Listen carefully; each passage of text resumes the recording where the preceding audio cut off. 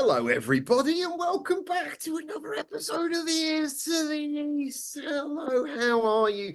And we're gonna have a little bit of fun, a little bit of a conversation about a topic that I'm sure everyone at home will be able to think of something for this. It's basically just there's certain things that happen, certain practices in the general music world that tick us off, that annoy us, and we just wanted to go through some of them now. I mean, me and Neon did a video months ago about people who like use phones at gigs and stuff like that. But do you mind if I just tell you the original first topic I thought of just to start this one off for you guys? Go for it. Go for it.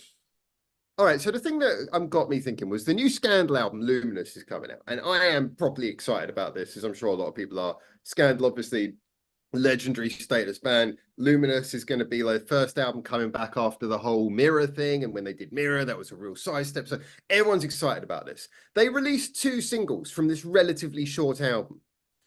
Both singles have a B-side. Then we find out that both those B-sides were also album tracks, or in other words, they've spoiled almost half the album already. And it's like, now, don't get me wrong, I have that point on my list as well. Oh, good. I think this is going to be an easy one for group agreement then. I mean, look, the point is that I know Scandal have done this before, and everyone is going, "Oh, Howard, you should have known." It's like, yes, I should have known. I was excited. I listened to the songs, all right. But the point is, it's not like Scandal aren't prolific. It's not like they don't have a B-sides album. It's not like they can't produce B's. I would say if your B-side is an album track, just don't have a B-side. Just release the single. Or just put a live track on there or something like that. That's my thoughts from you guys. What do you think? No, I agree with that. Like 110%, to be honest. I don't understand that practice at all. I think that literally just comes down to whatever record company wants the money a little bit. But do you think it gets them more money? I think so. Because suckers like you will buy the B-side and then buy the album straight after. So mission accomplished. Busted. It's true. Luckily, I did not actually buy the single. I just streamed it. So yeah, all they've done is lowered my excitement to buy the album. Ha! I'm not such a sucker after all. So I think we're going to have no album tracks on the B-sides. I think that's something that everyone can universally agree. But I mean, it's not like every band has got like, it used to be you'd have like a live recording of a song, or maybe a remastered version of an old song, or just something. But don't just spoiler the stuff that, I mean, you're trying to advertise an album. Do you know what it feels like? It feels like when you see a movie trailer and the movie trailer like spoils like the plot twist. And then you're like, well, I guess, do I still want to watch the movie? I guess still want to watch the movie, but you kind of ruined a lot of the excitement there. So, exactly. You still want to watch it, but it does ruin the excitement. I absolutely agree with that. Oh, I hate trailers. Like one or maximum of 2 singles beforehand. That's, I think, a good amount. That's a good point. I mean, if you've got like a ton of singles, at least you know what's going on. It's like, oh, well, they're releasing a ton of singles because they want you to. And it's like, then you can go, okay, I'm not going to listen to the singles because they're clearly giving out most of the album firsthand. Or you could do what Anna did, which is that you can get all those singles and say, psych, they're all going on a second CD. It's like, here's the actual album, and these are pretty much all original songs. So, but yeah, that she had a few reasons why she could get away with that, because obviously debut album and everything. But yeah, so okay, what do you think about releasing lots of singles before an album though? I think I'm not a big fan of it, but at least you know what's going on, right? Or do you feel it's too tempting to spoil the album? I think like it can also spoil a lot of the excitement that you then get when you listen to the actual album, because you always almost know half of it, and it's just like you listen to half of an album. I'm gonna show my age here, but I actually miss like singles that were like back in the 2000s, where you would they would release a single, and it would have one song off the album, and that would be the one song. But you'd have like 3 or 4 songs, and it would be like a second song that wouldn't be on the album, like a cover maybe of the artist's favorite song that they do like a little twist on, and then like fourth like experimental song that wouldn't usually be attached to anything. I used to really like them because you used to get your money's worth for like 3 songs that you would know that would never get on an album, plus the one song that would tease the album that would come out. And I actually thought back in the day they were really, really good. And I agree. Yeah, they were fun. They were like fun. live tracks, everything. Yeah, you could have like you could consider that more like bonus stuff. Yeah, so yeah, the actual song of the album. But a lot of artists used to do that back in the day, and I felt like that was really well received. That was like pre-internet though, so probably got a little bit more more hype than it probably does now. It's not like now where we can go and like just like watch 15,000 different YouTube uploads of them playing a live version, so a live version's worth nothing. And it's not like, if they've got like a rare B-side, it's probably going to leaked on the internet anyway. So yeah, I know what you mean. Is like, but actually there was a negative side to that though, wasn't it? Because like sometimes they'd release a single and they'd be like single disc 1 and single disc 2, and it was just the same single twice, but with 2 different B-sides to make you buy it twice. I used to hate that would happen. That was like when that's when they realized that CD sales went down. Let's do a different version of the song or something. Yeah, that's what I was gonna say. Those were the singles that I didn't like. Was like when they used to release one song and used to have like the original song, like an alternative like live version of the song, and then you had that same song but it was done in a different style, same song but it was done in acoustic. Like 4 different songs of 4 different versions of the same song. I was like, those were the versions I didn't like. One of the favorite things I have about like the Japanese CD singles though is that they always used to have like, you'd have like the single and then the B-side, which was a non-album track recorded just for that. And then you'd have the karaoke version of the single and also the karaoke version of the B-side, which means like a lot of people had a karaoke version at home of a B-side song that just wasn't on an album. I mean, I understand giving you a karaoke version of the A-side, but like a karaoke version of the B-side as well. I was like, this is like quite cool. But then obviously like Japanese singles, they're like these big things, like so much art in the case, and often they'd come with like you get a spare DVD of like a live concert with a single. You're like, why does my single have more content than the average album? So I'm getting all of these special features and stuff just to celebrate me purchasing one song. So yeah, Japanese singles, they always used to go overboard, which another reason why the lazy B-side. Scandal, you're worth more. I keep saying this. Scandal, your commercial decisions do not represent what a legendary band you are. You deserve better than a lot of whoever does their, god damn, who does their commercial decisions. Anyway, I think we can all agree on that. Who wants to put forward the next thing that we're going to abolish? Oh, I don't know. Do you want to go to first, Benedict? Do you want me to take the reins for this one? Well, I don't have like any strong criticisms I would have to say, because this is my favorite kind of music. So I actually just have things that I would like to do, like that I would like have them do, and not things that I would say stop doing that. So yeah. So this is more positive encouragement. Okay. Well, maybe one thing, we just talked about this a little bit on the Crazy J Metalverse song.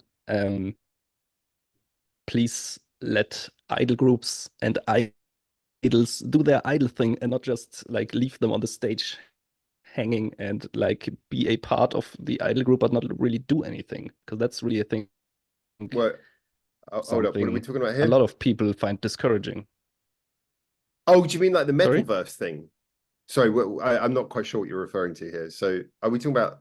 Yeah, when I was talking about the Metalverse thing, but idol groups in general sometimes have that. Just a lot of members, but not a lot of them do what they don't let them do what they can do.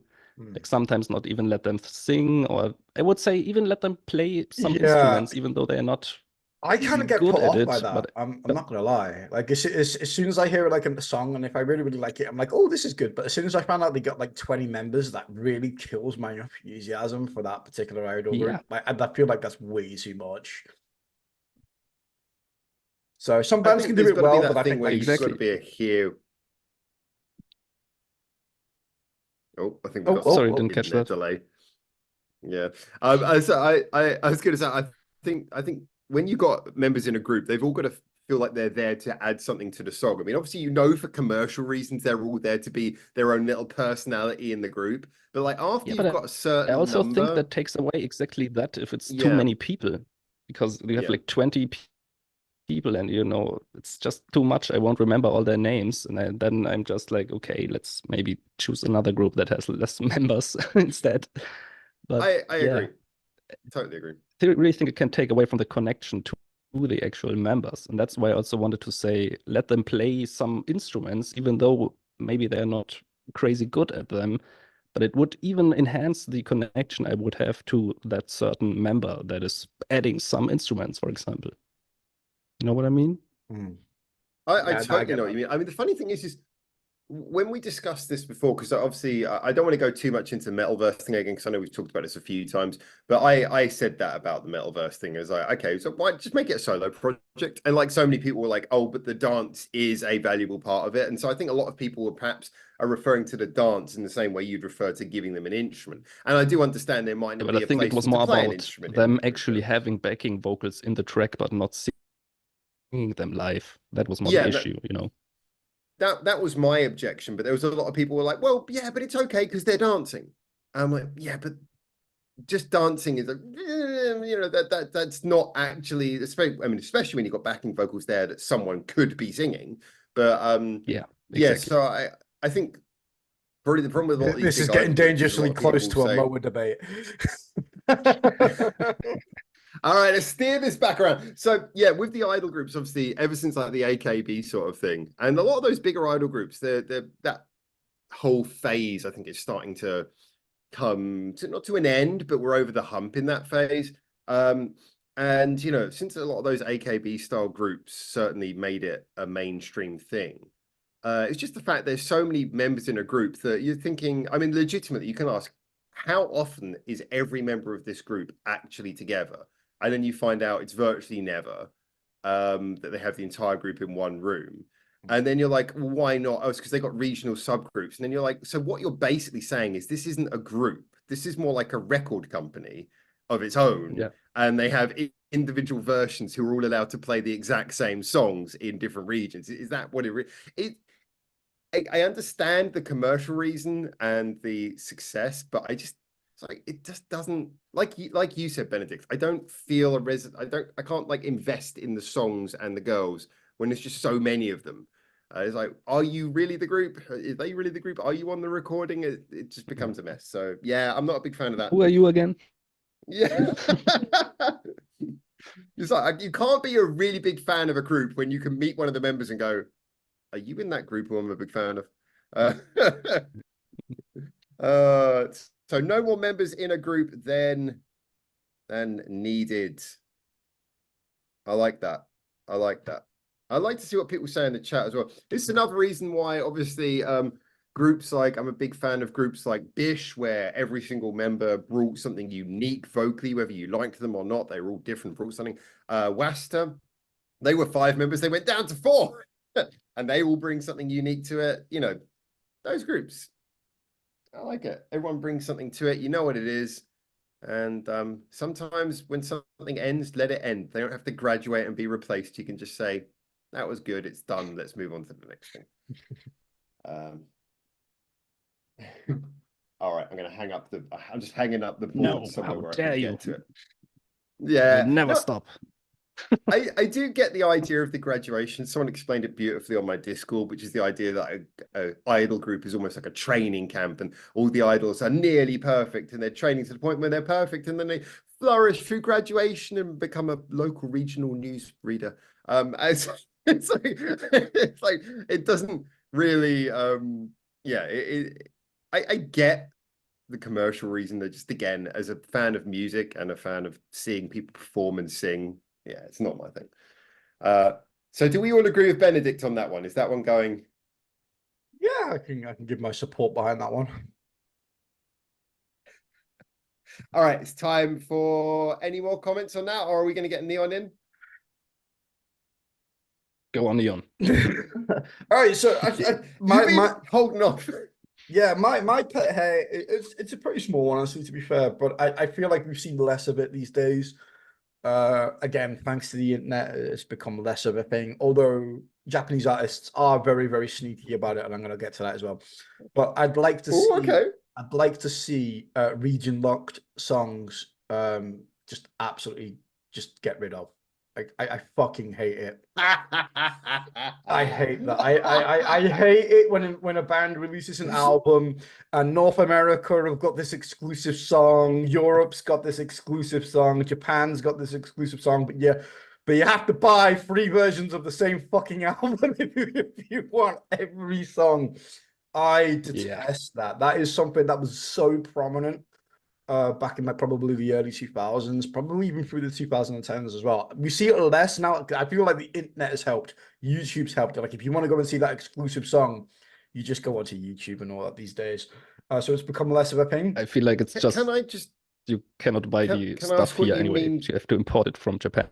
And anyway, yeah, well, that's it. That's specifically what you mean, though, because because I'm not actually sure what you mean. Because at first I thought you meant like YouTube regional blocking, where you can't view certain videos in certain areas. But do you mean like certain things are not released in certain areas? Yes. So what they do, it's less of a Japanese issue now because obviously for most people like yourselves and myself and all that, we always order it from Japan anyway.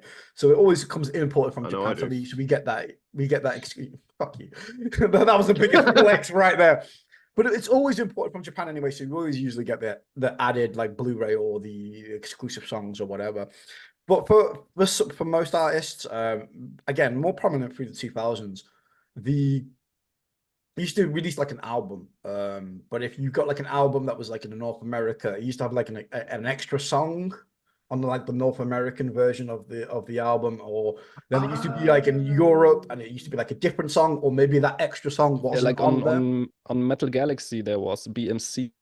Yeah, BMC was exclusive. Up, Down, Left, Right, BBAB was those were just on the Japanese version. Japanese albums. I didn't know that till after I got it. Yeah, I really hate that. I still don't own one of the songs because you cannot buy it on itself. Again, it's really, really hard to buy. Who's the bigger baby metal fan now? Just live in have you seen them yet? Fuck. That was probably the quickest ever. So I gotta get that insult in soon. I know that's gonna disappear soon. I'm gonna go back into my quiet place. But victory while we can. Although to be fair, he could easily turn around and go, "Have you seen Bandmade yet?" So we'll not give him encouragement. Oh no, I'm saving that. Saving that one in his back. Yeah, but Japanese artists have got this weird thing where sometimes they'll release an album, but like they will release like an exclusive song on like I don't know what the iTunes equivalent in Japan is, but they always release like an extra song like on whatever digital platform it is in Japan, and it's never on the fucking album, and I hate that. I don't see the point why you can't order an album and have an extra song or an exclusive song. I don't understand the point of that. I'm gonna be honest. Like if you're like drives up sales, twice, does it? Well, this is the thing. I don't understand it. It's not like it's not like would you buy it once, no. It's not like you're going to be in Japan and go, you know what? I'm going to go and order the European version of the same album because it has one less song. Yeah, like, why would you do that? Yeah, exactly. Yeah, but you just go, which is the one that has the most songs, and you'd buy that. And you'd buy that. So it's a practice that's been around for about like fucking years now. It's been 20 odd, 30 years, and I can't fucking stand it. I fucking hate it. And that's a thing that's prominent not only in obviously like Japanese artists, but it's prominent in Western as well. To our viewers, if you have insight on that, I would really like to know because I cannot really see the reason for it. It cannot be licensing issues for like 1 or 2 songs, right? No. The only excuse I can think of is, like I said, is to encourage people to buy the same album twice. Well, I think if you've got an album where it has like, you know, like they were saying disc 1, disc 2 type B-side thing. I mean, if you had like the album has an extra track, but it has a different extra track in this country, then yeah, I get it. Then you're basically just trying to make someone buy the same album twice. But if like literally one version has more tracks, I mean, for example, one of the ones that I remember and this might be the only answer I can think of, when I was in the UK and when I was much younger, the first couple of times I bought CDs, I remembered that it was a thing. You'd get Japan-only versions of albums. I sometimes saw US versions, but it was almost always a Japan-only album. And I'm talking about like artists like Blur, who are, they've been to Japan, obviously they're popular in Japan, but they're not obviously a Japanese artist. And they would have like Japan-only versions of their albums. The only thing I can think of with a Japanese album having more tracks might be because with Japan having like obviously slightly weird laws on imports on some things, but also because Japan has for quite a while had its own little copyright area, which is why you have songs that can be copyrighted in Japan and then they don't allow them to be distributed anywhere else because of the fact that they don't have a proper copyright arrangement outside of Japan. You often hear like Japanese copyright, rest of world copyright. So this is why sometimes if you have like you upload a reaction to a song and it gets blocked, it'll be because it's actually because they don't have like proper copyright in the rest of the world. So it's like just no one can use it. I don't know. I think that's changed a lot now. I don't think that's quite the same thing it used to be. Yeah. But as a result, I think it might well have been a thing where because Japanese markets probably, I'm guessing here, probably had to pay more, probably had more struggle getting hold of music from the rest of the world. Maybe there was an inverse version of that problem that maybe therefore like to encourage sales in Japan, artists would do that. Yeah. But also because it's true that Japan's always been a good market. If you get popular in Japan, if Japanese markets think you like them, it's not like the rest of the world where you get popular and suddenly you're not famous anymore. Like a lot of artists who used to be famous elsewhere can only play small clubs there now, but they can still come to Japan and play big venues. Yeah. So Japanese fans tend to stay loyal for longer. So it might be that as well. Another practice, certain, which is kind of the same but slightly different that I want to touch on is like deluxe edition albums. Where like you got like the standard edition album, which is like 10 songs, but then the deluxe edition has like 2 extra songs on the goddamn album. And you're just like, oh, fuck it. I hate that. I really do. Just.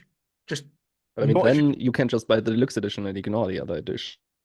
But why? What's the point of having the standard edition then? Like, just that's just an excuse for me. For me, that personally, that's just an excuse to charge the normal album at normal album prices, and then for the 2 extra songs to charge a little bit extra to get more money out of your customers. I feel like it's almost an admission that those 2 extra songs are shit. we don't actually want to admit they're part of the album. No, like, Howard, they're not really songs. part of the album, but if you want to pay, you can hear them. And then obviously there'll be diehard fans who'll be like, oh, the ones of the deluxe album were the best songs by far, so much better than the singles. Of course, you haven't heard them because you've got the normal version, you common scumbag. And it's like that's exactly it. Yeah, I think Neil might have a point there, but to be honest, wouldn't it be particularly funny if you had a deluxe album with 2 extra versions, but there were no B-sides on the singles? So, oh, I see how you're doing this now. They could have been B-sides, but you decided to make me buy the album twice.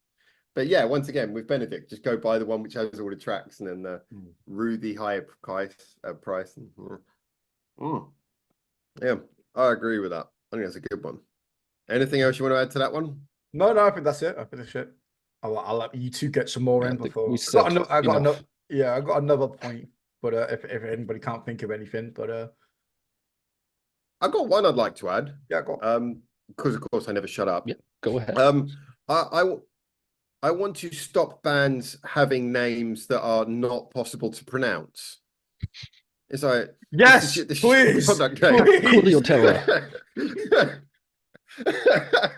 It's like if your band name looks like how Elon Musk would name a child, then you're probably doing something wrong. No, I don't like band names where you look at it and there's like bunches of like alphanumeric symbols and like X's and Q's and stuff in it. It's like, the fuck, how am I supposed to say this? I mean, with Japanese bands, at least often you'll get the katakana. Not that many. Like I don't know that many. Phonetic language. I'm trying to. I've just thought of this now, but I remember we did. What was it? That band Kururi was one of our ones for the alphabet when we did Q, and they were QULURI or something, and it's just like Kururi. It's like, okay. Yeah. But there are some like that. I wish but by the way, okay, guys, we all, you can see by the reaction, we've all come across this. Get in the comments, tell us the name of a band or an artist who you just look at it and go, really? Really? You're gonna write it like that? It's like, I think we can all agree on that though, right? Band name should be fucking band name should be fucking easier. It's looking behind me, like, please tell me it. So, okay, I know I got. I still get ripped for fucking a do or a do or a dower. I still don't know how to fucking say that. That's the simplest fucking thing ever. Dur. A do. I don't know if we can really blame her for her 3-letter name, which is only 2 letters in Japanese. Yeah, I just go with Adar, but I don't know if I'm getting that. Obviously, we all get like shit for Hanabiya, which I know it's like Hanabiya is like from me closer, and yeah, we give each other shit for that because I'm pretty sure none of us are getting it right. Some of us are closer than others, but well, every time I speak to somebody who's never, but I think who's new to the band, they always say Hanabi. So yeah, they always do. But you understand that, yeah. And they're like, oh, don't you mean Hanabis? Isn't there honestly? Yeah, that's where I get to turn into my chat and go, ha, it's not said this way, it's said this way. And then they come back to you and they're like, no, Neon, it's this. Said again. Tell us how I said it. So I don't think we can blame bands like Hanabiya, who basically their name is just Japanese and we're just, we're not cultured enough. But bands where the name is just full on like, no one writes like that, no one speaks like that, it's not helping your commercial presence, it's a bad thing to do. Those bands, get in the comments, tell us bands you can think of. I'm sure there's plenty of them. And like I say, not ones where it's like just a long or annoying name, ones where literally you look at it and go, how the fuck am I supposed to say that?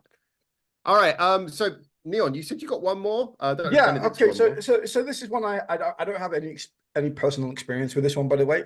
So I would very, very much like to get your opinion on this one.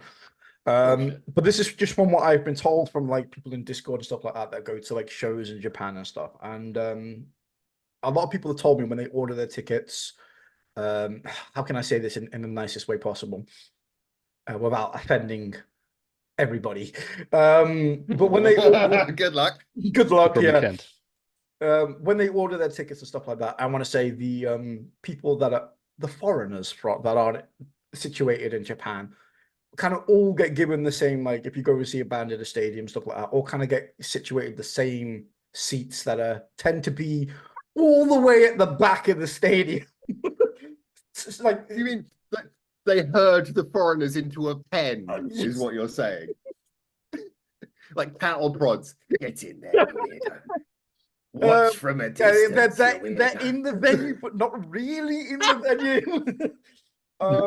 That's something. I mean, I understand. Like I said, that's something. It's a weird practice. I think that's just purely a Japanese thing. But I would like that to disappear, and just like if you get a ticket, you can just go to any show and sit down and enjoy yourself. It's instead of being cattle prodded to the back of the venue. I was joking with like someone at the bandmate 20th 10th anniversary thing. And I was asking every person I interviewed, I was like, oh, so where are you going to be sitting? And there's someone who was like, oh, we've got foreign tickets. We're really at the back. I was like, are you like, have you got tickets to stand outside perhaps? And then, like, as long as we can hear through the doors. I was like, yeah, sounds about right. Again, I've got no personal experience from this, just from what I've been told from various people. And it just seems like such a, like, for people that obviously spend thousands and thousands of pounds to get flights over, hotels, tickets, travel, only to get absolutely shackled at the back. I don't know. I feel like that's a little bit harsh. I'm going to throw in a little bit of a thought on this one, because the problem is most of the time when I get tickets to, because basically the big thing is that if you get tickets as a foreigner to get, or unless you're like a long-term resident in Japan, it is difficult. I mean, even if you're here like on work, it's very difficult to get tickets because almost all of the services require all kinds of like phone numbers. And if it's phone number, it's not like you can pick up SIM cards at the airport, but it does not have a phone number on it. Getting phone numbers in Japan is incredibly difficult. You need someone like a friend, you need all these kind of things. And then you might be asked to bring their phone to the gig. It's something where they make it I'm not saying deliberately, but the system itself is clearly set up in a way that it does not welcome an easy passage for foreigners to buy tickets themselves.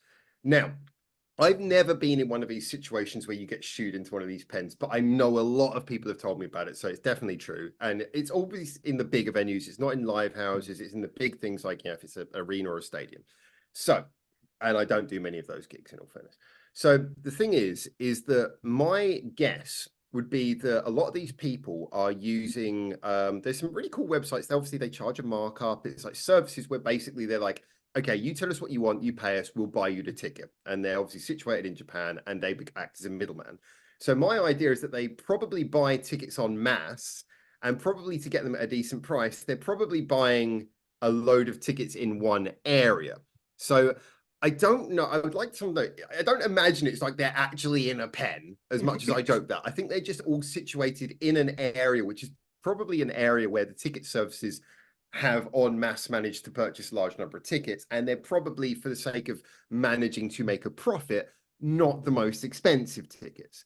I could be wrong. Again, this is my guess based on what I know and the information I've heard, but I'd love to hear if someone wants to. Yeah, I'd love someone to know, that. like, tell me how they get hold of tickets and that process. So, I totally agree. I would be so pissed. Well, not pissed, but I'd be so like disheartened if I paid all that money. And it is true, like for people like me, if I go to see Yokohama 10th anniversary, I loved that. But that was just a case of going down the road to Yokohama. Whereas there's some people there who like they've taken time off work, they've flown all the way here, they got hotels and stuff. And so when you think about them situated right at the back, it is kind of unfair. But I think this is more just the system for getting, oh my God. The system for getting tickets in Japan, so I'm being phoned. The system for getting tickets in Japan should just be more fair for foreigners so that they can get normal tickets. Yeah, I think so. There you go. That's all I can add to that. Any experience from you guys with that? That's the first time I ever heard of that. Even I thought you were joking in the beginning. Leon never jokes. Me joking? Oh. I'm the bastion of pure seriousness. Easier methods for foreigners. You can talk while I'm writing. We have to make serious faces. Oh, we're making serious faces. Serious gruff faces. I mean, like I said, I had never heard of that before. I cannot imagine it's like phobia from foreigners or something. That they are afraid the foreigners on the front would, I don't know, throw something on the stage or anything. Cannot imagine. No, I don't think it's anything like that. Again, I think it's just foreigners probably don't have. Yeah, I think Howard explained it well. It's just the system and stuff like that. But I don't know. I just find that like for the people that spend like thousands of pounds or thousands of dollars and stuff to go and see them to be lumped at the back, I just find that really unfair. Absolutely agree. I should add that I don't honestly think that there is a. I mean, there might be on some level, but really on no significant level do I think there's a genuine anti-foreigner rhetoric. I think that what it basically is that obviously things are very organized in Japan. And therefore, if you're going to have people coming in from other countries and stuff buying tickets, obviously there's going to be a little bit more effort to make sure they want to, proof that the people are the people who are buying the tickets. They need to do ID and everything. It's a big thing here. There's some websites like Tiget, which have been really good, but even they're starting to change. But they wanted ID check the people, and obviously considering that Japan even now has a slightly insular attitude towards these things, they're obviously going to want to work out a way to security check overseas people. But the problem is this current method of let's just go for phone numbers is very much in line with the whole thing that adverts here in Japan for companies still have fax numbers on them. It's like fax numbers, yes, it's so outdated. But the truth is that phone numbers are kind of outdated too. I mean, look, there's a lot of people who live perfectly comfortably who never, ever use a phone number. Let's be honest. How often do you really use a phone number because you need to? How often is it because someone's forced you to use it? There's much better ways to communicate, especially in Japan. No one communicates by phone in Japan. Unless it's communicating with some company who's stuck in the past. We all communicate. As an introvert, I get lost 100% of the time. Well, I mean, even when I'm calling people, like that phone call I just had there, that phone call was on an app. It was not through a phone number. Oh, right, yeah. This is the point, is that like there are ways that they could do this for foreign people using like social media, using any kind of there's ways that they could do it. But you know, I feel like it would just take a bit of investment of time, but instead I just think it's a slight laziness. It's I get a phone number and then that just kind of assures that.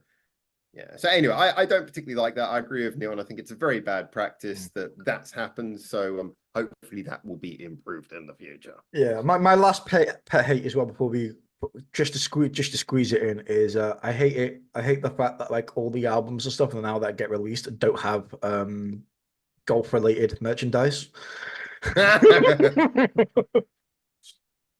Well, that's a travesty. I That can must, throw in my that last must one as well, change. really quick. Go on. Obviously, Japanese bands should do less of that boring pop stuff and more metal. Oh, Just God kidding. damn it. If I'm sure message, I'm sure Howard would disagree with you at that point. basically, I'm now going to record my own private episode, which is just ignored me. what I said. No, I heard it, and I'm gonna hold on. I'm going to record my own private one-person episode where I'm just going to do a monologue about how terribly wrong you are. Didn't we already do an episode which was like us talking about metal versus pop? I think we already did that. Yeah, but Benedict, good episode. But Benedict fucking betrayed me. Like I was like, oh yeah, let's dig it out. And Benedict got all nice. He was like, oh no, right, actually, maybe we will do a we can't do that. reshoot. We can't do that. Yeah, it's like the metal man went all soft and defended me. I know. So, I was like, let's go for the jugular. To be fair, he was pretty new then, so I reckon if we recorded that again, I don't think he'd give a shit now. He'd be like, yeah, okay. Oh, I think he's had enough time to hate me now.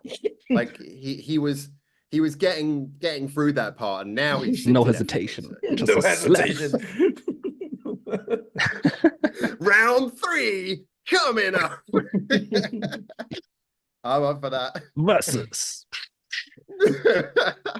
Yeah, we got to do another verse. Actually, we should do Devil's Advocate again because we haven't done that in like over a year. We should do Devil's Advocate, but I've got to defend metal and Benedict's got to defend pop. I'd love to see that. I could be the referee for that one. Oh, okay. Maybe what a clean fight, you two. Fuck. Man, we both just going to be sitting in the corner crying. All right. Anyway. I think it's hard for me. All right. Anyway. Okay. So we're gonna like just let everyone get in the comments. Tell us about band names that you can't pronounce. Tell us about experiences with ticket problems. Tell us about regional song issues. Tell us about issues you've had with oh yes, bands where the members don't seem to do anything. And album tracks appearing on B-side. I think this is a pretty comprehensive and awesome list. Let us know what you think. Get in the comments, and until we hopefully see you very soon for the next one of these. Yeah. Do you want to sing us out, Benedict? It's been a while since you've done it. Yeah, go on. All right, guys. Put your ears. Keep every time. Keep your ears to the east. I'm gonna keep this face. I need to press the button, but I'm too far away. Move your arm. Hold on. Nobody saw anything.